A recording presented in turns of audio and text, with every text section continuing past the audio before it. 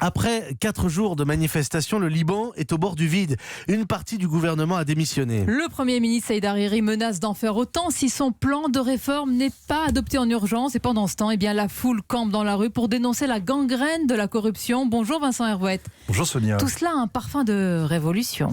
Alors c'est pas le printemps arabe, c'est une Toussaint libanaise qu'attendent les manifestants. Ils veulent enterrer un régime à l'agonie, incapable de juguler la crise économique.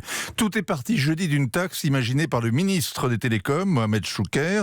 Il voulait faire payer 18 centimes d'euros à ceux qui utilisent WhatsApp, c'est-à-dire ceux qui communiquent avec la famille au loin, c'est-à-dire tous les Libanais. Taxer les utilisateurs d'une messagerie gratuite, même les génies de Bercy, champions du monde de l'inventivité fiscale, n'y avaient pas pensé. Mohamed Chouker, qui a fait ses études à Paris, a osé, et pour cause, la faillite menace.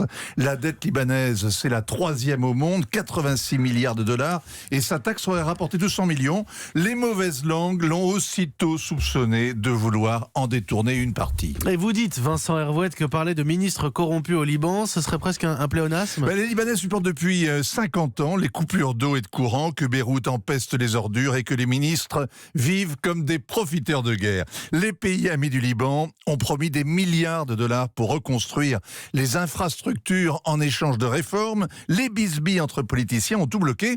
Les Libanais sont en rage, mais l'État libanais qu'ils dénoncent est porté disparu. Le seul vrai pouvoir encore debout, c'est celui du Hezbollah, la milice pro-iranienne. Et pour la première fois d'ailleurs, ses bureaux ont été incendiés hier par les manifestants.